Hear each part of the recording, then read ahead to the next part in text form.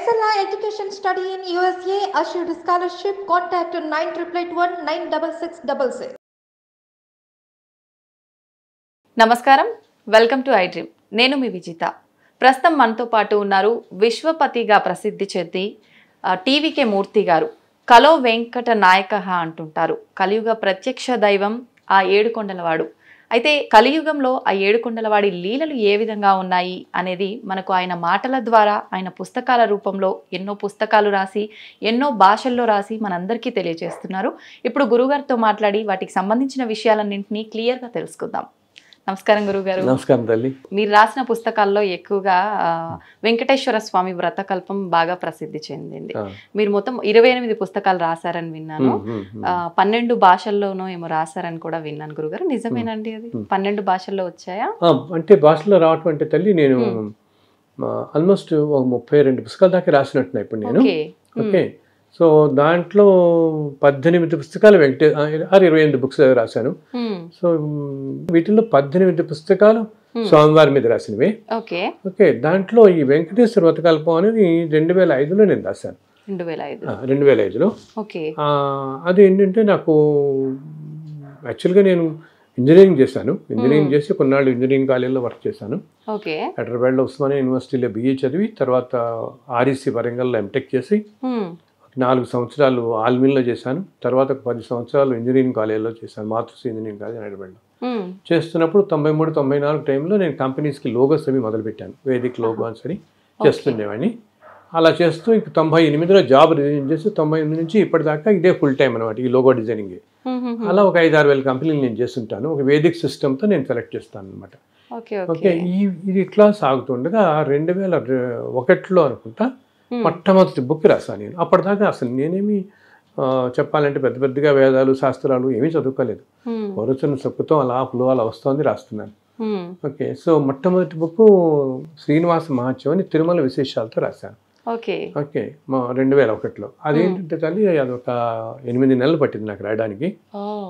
And అది ఒక దీక్షలాగా తీసుకున్నాను. బికాస్ స్వామివారు మనకి కనపడి మన ఆదేశించి రాయమంటాం అంటే సామాన్యం కాదు కదా. సో అందుకని ఆ 8 నెలలు నేను నేల మీద పడుతున్నాను. అండ్ ఎక్కడికి వెళ్ళేవాడిని కాదు, ఎవరికి ఏ ఫంక్షన్స్కి ఎక్కడికి వెళ్ళకుండా. అండ్ మధ్యలో కొన్నాళ్ళు తిరుమల వెళ్ళి నేను కొండ మీద కూర్చుని మ్యాన్స్క్రిప్ట్ రాసుకుని, అండ్ ఆయన తర్వాత మళ్ళీ వచ్చి రాతపతి అంతా రాసుకున్న తర్వాత 8 నెలలు పట్టింది. 8 నెలలు పట్టిన తర్వాత ప్రింట్ చేసి మొదటి కాపీలు తీసుకుని ఆలిపిరి దగ్గర నుంచి నడిచెక్కి స్వామి హుండీలో సమర్పించాం. అక్కడ శ్రీవారి పాదాలని ఉంటుంది కొండ మీద, అక్కడ పెట్టి పూజ చేసి సమర్పించాం.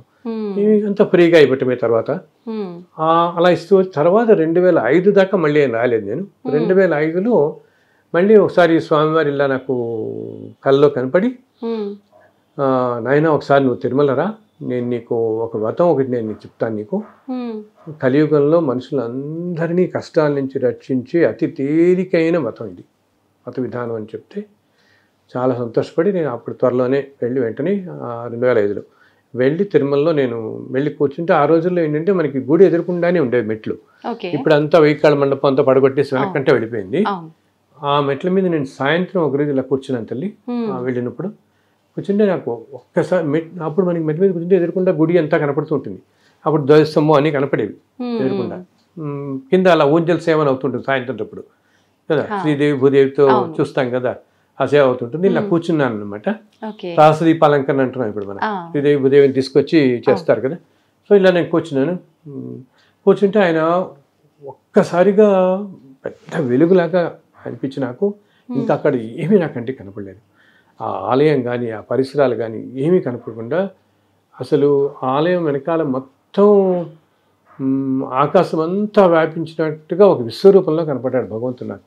అందరు దేవతల రూపాలు, అన్ని దేవతల రూపాలు అలా కనపడి అసలు నాకు ఎవరి మాటలు ఇప్పుడు మనం ఎట్ల మీద కూర్చుంటే మన పక్కన చాలా మంది వెళ్తారు కదా, నాకు ఏమీ తెలియలేదు. సో అప్పుడు ఆయన అలా కనపడినప్పుడు ఆయన అప్పుడు నాకు చెప్పాడు. ఆ చెప్పింది నేను, నా దగ్గర ఒక పేపర్ ఏం లేదు, ఏదో నేను సమ్ టికెట్స్ ఏవో ఉన్నట్టున్నాయి, దాని వెనకాల వైట్ పేపర్ ఉంటుంది కదా, దాని మీద నేను రాసుకున్నాను. ఆయన చెప్తున్నారు ఏం చెప్తున్నారని. అప్పుడు దాంట్లో ఆయన చెప్తాడు, నాయన ఇది వెంకటేశ్వర వ్రతకల్పం అని చెప్పి కలియుగాంతం దాకా ఇలా ఉండిపోతుంది, యుగాల దాకా ఉంటుంది ఇది. ఇది 2 విధాలుగా చేసుకోవచ్చు. మొదటిది భగవాన్ ఉవాచ, మొదటి అధ్యాయం నేను చెప్తాను నీకు, తర్వాత 4 అధ్యాయాలు 4 మహర్షులు చెప్తారు నీకు ఓకే. కథలు. అమ్మా అంటే ఆ మహర్షుల పేర్లు కూడా మీకు భగవంతుడు చెప్పాడు, ఈ మహర్షులు నలుగురు చెప్తారని దాంట్లో ఉంటుంది కథల్లో. 4. సో మొదటిది భగవాన్ అని ఆయన చెప్తాడు. ఇది 5 కథలతో ఉంటుంది.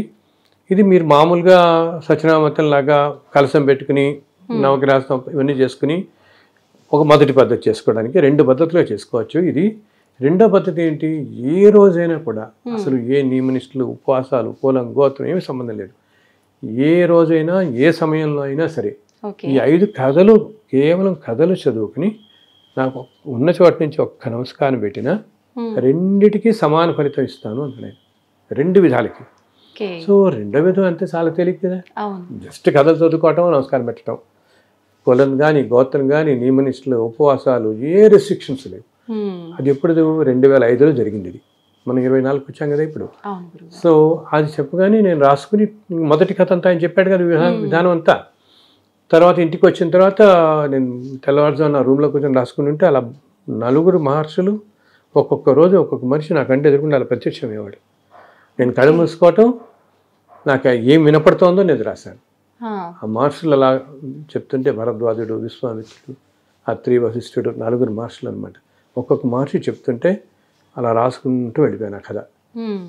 ఇవన్నీ అయిన తర్వాత 4 కథలు 4 అయిన తర్వాత 5 అయిన తర్వాత అప్పుడు ప్రింట్ చేసి తిరుమల వెళ్ళి మళ్ళీ నడిచెక్కి స్వామివారికి సమర్పించి ఇంకా అప్పటి నుంచి ఈ రోజు దాకా అసలు ప్రతి 6 నెలలకి మేము ఒక 10,000, 20,000 ప్రింట్ చేస్తూనే ఉంటాం. ఆ పుస్తకం ఉచితంగా ఇస్తున్నాను నేను. ఎందుకంటే భగవంతుడు అనుగ్రహించిన పుస్తకం కదా మనకి. ఆ పుస్తకం తల్లి ఇప్పుడు 12 లాంగ్వేజెస్లో ట్రాన్స్లేట్ అయింది. ఏంటి, తమిళ్, కన్నడ, మలయాళం, హిందీ అన్నీ. అసలు వీటితో పాటు ఫ్రెంచ్ భాషలో, జర్మన్, ఇటాలియన్, రష్యన్ లాంగ్వేజ్లో. రష్యన్స్ అయితే ఇక్కడ మన ఇంటికే వచ్చారు. జస్ట్ కోవిడ్ ముందు రష్యాలో మాస్కోలో వాళ్ళు దీని గురించి విని అక్కడ ఒక వేదిక అస్ట్రాలజీ చేశారు వాళ్ళ కోర్స్ కొంతమంది. వాళ్ళు ఈ వతకల్పం గురించి విని మన ఇంటికి వచ్చి వాళ్ళు అక్కడ ట్రాన్స్లేట్ చేసి వెంకటేశ్వర వతకల్పం రష్యన్ బుక్ తీసుకొచ్చారు. వాళ్ళు చదువుతారు, అక్కడ కథలు చదువుతారు. అలా జర్మనీలో చదువుతున్నారు, ఎన్నెన్నో దేశాలు చదువుతున్నారు. సో ఇప్పుడు ఏంటంటే ప్రపంచం అంతా కొన్ని కోట్ల మంది ప్రతి శనివారం చదువుతారు. ఏంటి, కథలు చదువుకొని నమస్కారం పెడతారు. దాంతో అక్కడితో వాళ్ళందరి కష్టాలు తీరుతున్నాయి అనమాట. ఎటువంటి కష్టాల్లో అయినా బయటపడడానికి ఇది అతి తేలిక ఉపాయం అని ఇప్పుడు అందరూ పెద్ద పెద్ద చెప్పాలంటే పీఠాధిపతులు, ధర్మంలో చాలా ఉన్నతమైన వాటిలో స్థానం అందరు చెప్తున్నారు, నాయన వతకల్పం పట్టుకోండి, వెంకటేశ్వర వతకల్పం, ఏం అక్కర్లేదు, అన్ని తీరుస్తుందని. అండ్ తేలిక కూడా కదా, ఇలా చెప్పాను కదా, ఏ నియమనిష్టలతో లేదు. సో ఇంకా అప్పటి నుంచి మేము మధ్య మధ్యలో 10,000, 20,000 ప్రింట్ చేస్తున్నాం, ఇస్తున్నాం. అండ్ నా వెబ్సైట్లో కూడా నా బుక్స్ అన్నీ పెట్టేశాను. ఎవరైనా ఫ్రీగా డౌన్లోడ్ చేసుకోవచ్చు. ఇంకోటి ఏంటంటే ఇది ఇప్పుడు బాగా ప్రాచుర్యం పొంది ఎన్నో ఆలయాల్లో చేస్తున్నారు, సామూహికంగా చేసుకుంటున్నారు. నేను ఒకటి చెప్పదలుచుకుని ఏంటంటే తల్లి, దీంట్లో ఏంటిది ఇది 21 వారాలు చేయాలి, లేకపోతే ఇది 11 వారాలు చేయాలి, అట్లా ఏమీ లేదు, నియమాలు ఏమీ లేవు, ఏ నియమాలు లేదు. ఈ పుస్తకం పంచిపెట్టాలని ఎవరికీ నియమం లేదు, అటువంటి ఏమీ లేవు. మనం కేవలం మీరు ఉన్న చోట నుంచే మీకు పొద్దున వీలైందో పొద్దున సరే, లేదా సాయంత్రం, లేకపోతే ఇలా కాస్త రెస్ట్ తీసుకుంటారు. కాకపోతే పడుకుని చదువుతున్నారు కొంతమంది. రాత్రి పడుకునే ముందు నాకు చాలా మంది చెప్తారు, నాయన పడుకునే ముందు ఈ పుస్తకం చదివి పడుకుంటాను, హాయిగా నిద్రపడుతుంది నాకంటుంటారు. ఆ 5 కథలు చదివి ఒక్క నమస్కారం పెట్టినగా, అంటే మనం చదివేటప్పుడు ఆ అనుభూతితో చదవాలి. అయితే ఇప్పుడు అందరూ ఏమంటున్నారంటేనమ్మా, అసలు ఆ అక్షరాల్లోనే ఆ దేవతలు అందరూ ఉంటారండి అంటారు. ఇప్పుడు ఇన్ని కోట్ల మంది చదివిన వాళ్ళు, కొంతమంది పెద్ద పెద్ద వాళ్ళు చెప్తుంటారు నాకు, భగవంతుడు ఉంటాడు ఆ పుస్తకంలోని. అండ్ స్వామివారికి అత్యంత ప్రీతికరమైన పుస్తకం అయింది ఇప్పుడు ఇది. ఎందుకు ఈ మాట అంటున్నానంటే, కొంతమందికి ఇప్పుడు ఈ పుస్తకం మనం ఇలా అడిగిన వాళ్ళందరికీ, నన్ను ఎవరినో ఒక 5 కాపీలు అడుగుతాను అనుకోండి, నేను వాళ్ళకి 25 పంపిస్తున్నాను. నా ఊర్లో 5 వెళ్ళగానే నా పక్కింటి వాళ్ళు ఇంకెవరు నాకు కావాలంటారు, మళ్ళీ వాళ్ళు నన్ను అడగటం, ఇదంతా అవుతుంది ఎందుకు పాపం. 5 అడిగిన వాళ్ళకి 25 పంపుతున్నాం, 20, 30 అడిగిన వాళ్ళకి 50, 100 కూడా పంపించేస్తున్నాం. ఉంటాయి, నలుగురికి ఉంటాయని చెప్పి. సో అండ్ ఎవరన్నా ఇంకోటి కూడా చెప్తున్నా, మీరు ఎవరైనా ప్రింట్ చేసుకుని చక్కగా ఇచ్చుకుందాం, ఎన్నో ఇచ్చుకోండి, నన్ను ఏం చెప్పుకోని కూడా చేయక్కర్లేదు. ఒకటే అని చెప్పి అమ్మొద్దు అంటాను. సేల్ చేయకండి, చక్కగా ఫ్రీగా ఎన్నైనా డిస్ట్రిబ్యూట్ చేసుకోండి. ఇప్పుడు సత్యనామతం ఉంది, దానికి ఏమైనా రైట్స్ సత్యనామతం ఎవరైనా చేసుకోవచ్చు. అలాగే ఈ వెంకటేశ్వర కల్పం కూడా భగవంతుని అనుగ్రహం ఏంటంటే మన ద్వారా ఈ లోకానికి రావటం మనం ఎన్నో జన్మల్లో చేసుకున్న పుణ్యఫలం. అండ్ ఆ స్వామికి అంత ప్రీతికరం కాబట్టి ఇప్పుడు నేను ఎన్నో ఈ మధ్య విన్నది ఏంటంటే ఇన్ని సంవత్సరాల్లో స్వామివారే ఏదో రూపంలో వాళ్ళ ఇళ్ళకి వచ్చి పుస్తకం ఇస్తున్నారు. అలా జరిగిన వాళ్ళు కూడా నాకు చెప్పారు. ఇన్ఫాక్ట్ ఆ పుస్తకం పుచ్చుకుని మాకు చూపించడానికి వచ్చాడు ఒక ఆయన. నేను ఇలా ఒకటే అనుకుంటున్నానండి, పుస్తకం దొరకట్లేదంటే ఓ రోజు నేను మా పూజ గదిలోకి వెళ్ళేటప్పటికి నా పుస్తకాల మధ్యలో మీ పథకల్పం పెట్టింది నా పుస్తకం. నేను అడిగినందుకు నాకు స్వామి ఇచ్చాడు ఈ పుస్తకం. లిటరల్గా అయ్యి ఆ పుస్తకాన్ని చక్కగా ఒక పాలిథిన్ కవర్ అట్టేసుకుని పెద్ద ఒక ఆవిడ మా ఇంటికి వచ్చింది. ఒకసారి చూడాలని ఉంది నాయన, స్వామి ఇచ్చిన పుస్తకం ఇది, స్వామికే ఇంత అపురూపం కదా ఈ పుస్తకం అని. అది భగవంతుని అనుగ్రహం. పర్సన్ వెళ్ళి ఇవ్వకుండానే ఆమెకి బుక్ లభించింది. అలా ఎందరో తల్లి ఎంతమంది మాకు చెప్పారంటే అసలు ఒకరికైతే ఓ రోజు చాలా కష్టాల్లో ఉన్నారు. వెంకటేశ్వర స్వామి అంటే భక్తి ధర్మ మార్గంలో ఉన్నాడు ఆయన. ఆయనకు ఓ రోజు ఇలాగే వెంకటేశ్వర స్వామి కల్లో కనపడి, వెంకటేశ్వరరావు రేపు నువ్వు పెళ్ళికి వెళ్తున్నావు కదా, ఆ పెళ్లిలో నీకు కుర్చీలో ఒక పుస్తకం పడేసి ఉంటుంది వెంకటేశ్వర కల్పం అని, నువ్వు తెచ్చుకుని చదువు నీ కష్టాలని తీరుతాయని చెప్పాడు. సో ఈయన అలాగే వెళ్ళాడు, పెళ్ళి అయింది, ఆ లంచ్ అది చేశారు, అయిపోతుంది, భోజనం కూడా అయింది, ఆయనకేం కనపడలేదు ఎక్కడ. సరే అని చెప్పి ఎవరో ఒక ఫ్రెండ్ ఏమన్నాడంటే ఇంక వెళ్ళిపోదాం ఇంటికి అనుకుంటే ఎవరో ఒక ఫ్రెండ్ కనపడతాడు. కనపడి అతను అంటాడు, ఇక్కడ దాకా వచ్చావు కదా కాసేపు మా ఇంటికి రా అంటాడు. అనేటప్పుడు అలాగే వెళ్దాం పదంటే అతను ఏమంటాడు, నేను ఇంకా భోజనం చేయలేదు, ఒక 10 నిమిషాలు కూర్చొని వస్తానంటాడు. అలాగే కూర్చుంటానని వెళ్ళిపోతున్న మనుషుల్లో వెనక్కి వచ్చి కుర్చీలో కూర్చుంటాడమ్మా. అన్ని ఖాళీ అయిపోతే చేస్తుంది, భోజనాలు చేసి వెళ్ళిపోతారు అందరూ.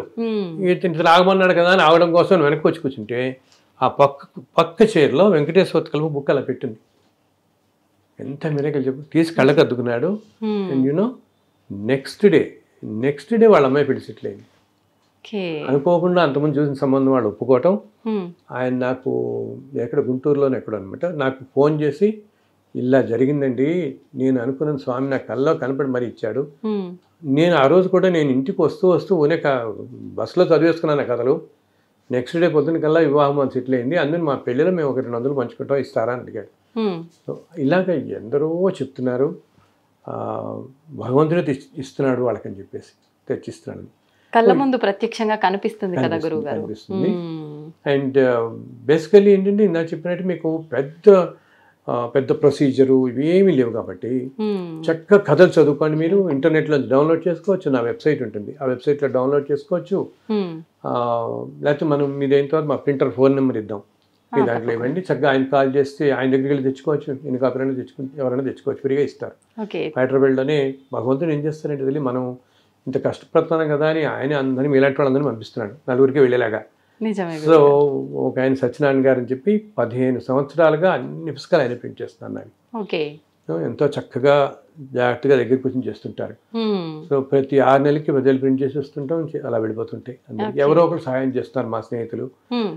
అది కూడా భగవంతుడు ఆ ప్రేరణ కల్పిస్తాడు. ఎవరో ఉన్నట్టు నాకు ఎక్కడి నుంచో ఫోన్ చేస్తారు, ఏ విజయవాడో ఏ యుఎస్ నుంచో, సార్ మీ వతకల్పం 7 years నుంచి చేస్తున్నాం, అసలు మా జీవితాలు అన్నీ మారిపోయాయి, ఇంతమందికి ఫ్రీగా ఇలా చేస్తున్నారు మీరు, మేము ఏదో తోచింది చేస్తాం సార్, అసలు మాకు తెలియదు ఇప్పటిదాకా కూడా, నేను ఏదో యూట్యూబ్లో చూస్తే మీ అడ్రస్ మాకు తెలిపింది, అసలు ముందు పేజీ చూద్దాం, దీంట్లో ఫోన్ నెంబర్ ఉంటుంది కానీ మాకు ఐడియా లేదు ఇప్పటిదాకా అని చెప్పి ఇప్పుడే మేము చూసాం, మేము డెఫినెట్గా మేము కూడా ఏదైనా చేస్తాం అనేటప్పటికి అలా బాబు నాకు కాదు ఆ ప్రింటర్ ఫోన్ నెంబర్ ఇస్తున్నాను ఆయనకి చేయండి అని.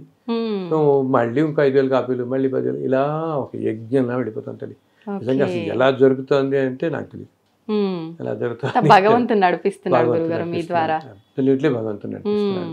అందుకని నేను ఇప్పుడు ఇలాగా అంటే మన వాళ్ళందరికీ రకరకాల నమ్మకాలు ఉంటాయి కదా. ఇప్పుడు ఒకరికి ఇప్పుడు మనం వెంకటేశ్వరం ఎలాగో కొంతమందికి అమ్మవారు అంటే చాలా ప్రాణం, కొంతమంది శివుడు అంటే ప్రాణం, ఇంకా హనుమంతుడు అంటే చాలా ప్రాణం, అలా ప్రదర్శన చేసేస్తుంటారు హనుమంతు గుడి చుట్టూతా. రకరకాలుగా ఎవరెవరు ఒక్కొక్కళ్ళకి ఒక్కొక్క దేవత మీద వాళ్ళకి దానికి కూడా కారణం ఉంటుంది. ఏదో జన్మలో వాళ్ళకి ఏవో లింక్ ఉండి అందువల్ల ఒక దేవత మీద వాళ్ళకి ఆ గురి వచ్చేస్తుంది అనుకోకుండా. మనం అనుకుంటుంటాం ఎందుకు నాకు శివుడు అంటే ఎంత ఇష్టం, నాకు హనుమంతుడు అంటే చూస్తాం కదా ఇవన్నీ. ఎందుకు వాళ్ళకి పుట్టినప్పటి నుంచి వాళ్ళకి హనుమంతుడు అంటేనే ప్రాణం ఉంటుంది వాళ్ళకి, ఎందుకు అలా అటాచ్ అయిపోతారు అనమాట. అది ఎందుకు వీళ్ళు ఇంత ముందు జన్మల్లో వీళ్ళు బహుశా ఏదో హనుమంతుడి ఆలయంలో ఏదో అర్చకుడు అవటమో, లేకపోతే ఆలయానికి సమీపంలో ఉండటమో, లేకపోతే ఒక పెద్ద హనుమంతుడి ఆలయం ఏదో కడుతుంటే వీళ్ళు కూడా ఆ కడుతున్న దాంట్లో ఉండటమో, ఏదో ఆ సోల్ కనెక్ట్ అయిపోయి, సోల్కి చెప్పాను కదా, సోల్ తెలుస్తూనే ఉంటుంది కదా. సో ఇన్ని జన్మలు మారినా ఆ సోల్కి అది గుర్తుండి హనుమంతుడి విగ్రహం కనపడితే వీళ్ళు ప్రాణాలు లేచి వస్తుంది, సంతోషపడిపోతుండే. ఎప్పుడు హనుమంతుడు అలా తీస్తుండే. సో వీళ్ళు నన్ను అప్పుడప్పుడు అడుగుతుండేవాడు. అలా కొంతమంది సాయిబాబా అంటే కొంతమంది ప్రాణం, సుబ్రహ్మణ్య స్వామి కొంతమంది ప్రాణం, ఇట్లా కదా. సో వీళ్ళందరూ నన్ను అడుగుతుండేవాళ్ళు. ఆయన రాముల వారు అంటే ఇంక చెప్పక్కలేదు. పాతకాలంలో అసలు రాముల వారి గుడి లేని మనకి ఊరే ఉండదు ఆంధ్రప్రదేశ్ అనుకుంటాం కదా మనం. సో ఇట్లాగా సరస్వతీదేవి, నరసింహస్వామి, శ్రీకృష్ణుడు ఇలా. సో నేను తర్వాత కాలంలో అందరి దేవతల మీద రాశాను. ఇలాగే శ్రీకృష్ణ మతం అని రాశాను, సుబ్రహ్మణ్య మతం రాశాను. అండ్ అన్నిట్లో కూడా ఇలాగే 5-6 కథలు ఉంటాయి. అండ్ అన్ని కథలు తల్లి యాక్చువల్లీ ఏంటంటే మనం అనుకుంటే కలియుగంలో నిజంగా ఇదంతా సాధ్యమేనా, భగవంతుడు ఏంటి నిజంగా చెప్తాడా అనుకుంటాం. కానీ ప్రతి పుస్తకం తల్లి అలా నాకు ఆ భగవంతుడు కూర్చొని పక్కన చెప్తుంటే రాశాను. ఏ చరిత్ర ఏ దేవుడికి సంబంధించింది రాస్తున్నారో ఆ దేవుడే చెప్పారా గురుగారు మీకు? ఆ దేవుడు చెప్పారు. ఎలా సాధ్యపడింది గురుగారు అసలు నిజంగా? నాకు మీరు ఇప్పుడు అన్నారు కదా, నాది అదే క్వశ్చన్. చాలా చాలా చాలా కష్టం అసలు నిజంగా నమ్మటం కూడా, ఇలా జరుగుతుందా అని చెప్పేసి. కానీ వీటన్నిటికీ అంత భగవద్ అనుగ్రహం వల్ల. ఇంకొకటి ఏమిటి, ఇప్పుడు నేను చెప్పాను శివుడు ప్రతి పుస్తకానికి నేను ఎన్నో చూశాను, లేకపోతే వెంటనే రాయలేం కదా. ఇప్పుడు మనం ఏదో నవలు రాయటం, కవితలు రాయటం, కథలు రాయటం వేరు. కూర్చొని ఏదో ఇమాజిన్ చేసి రాసేస్తాం అవి ఇవి కలిపి. అది కూడా కష్టమే, అంత తేలిక కాదు. కథ రాయాలన్నా కవిత రాయాలన్నా ఎంతో క్రియేటివిటీ కానీ అవన్నీ కావాలి మనకి, అవన్నీ ఉండాలి. లేకపోతే అంత సృజనాత్మక శక్తి ఉంటే కానీ రాయలేం. అటువంటిది భగవంతుడి గురించి రాయాలంటే అసలు ఎంతో ధైర్యం ఉండాలి ముందు మనకి, కావాలి కదా. ఏది రాయగలుగుతాం మనం పెట్టుకుంటే చాలా కష్టం భగవంతుడికి సంబంధించిన రాయటువంటిది. సో నేను ఈ వెంకటేశ్వర కల్పన ఇలా వెళ్ళిపోతున్న తర్వాత కొన్నాళ్ళకి నేను మొట్టమొదటి లక్ష్మీ నరసింహస్వామి రాసినట్టున్నాను. నేను యాదగిరి లక్ష్మీనరసింహస్వామిని నాకు ఆయన ఓ రోజు కళ్ళలో ఇలా కనపడితే ఇంక నేను తెల్లవారుజామున కూర్చుంటాను తల్లి. ఆ కథలు ఏవైతే ఒక్కొక్క పుస్తకంలో ఉంటాయో ఆ కథలు మొత్తం నా ముందు అలా వెళ్ళిపోతాయి, ఒక దృశ్యంలాగా మొత్తం జరిగిందంతా అలా వెళ్ళిపోతుంది. కొన్ని అలా వెళ్ళిపోతున్నాయి, కొన్నిటికి ఏంటంటే సాక్షాత్ భగవంతుడు ఇలా చెప్పేస్తాడు, ఈ విధంగా ఈ ఊర్లో ఇలా జరిగింది అయినా అలా చెప్తుంటే అదంతా నాకు కనపడుతూ ఉంటుంది కంటికి. ఆ జరిగిందంతా అదంతా నేను ఆ పుస్తకంలో రాసుకుంటూ వెళ్ళిపోతున్నాను ఆ చాప్టర్. అందుకనే నువ్వు చెప్తే ఆశ్చర్యపోతావు. కొంతమంది పెద్ద పెద్ద ఇప్పుడు లక్ష్మీ నరసింహస్వామి మొత్తం రాసినప్పుడు యాదగిరి గుట్ట వెళ్ళి మొట్టమొదటి కాపీలు అక్కడ పెట్టి పూజ చేశాం.